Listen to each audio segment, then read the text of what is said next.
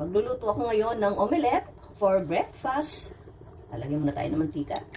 Lalagay ko na itong patatas. Hiniwa ko siya ng pastry.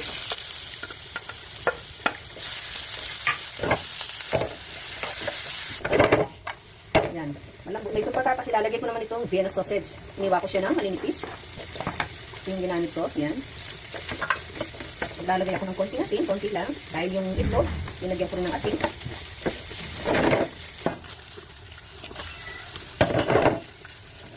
Lalagay ko na itong spring onion para may kulay ang ating omelette.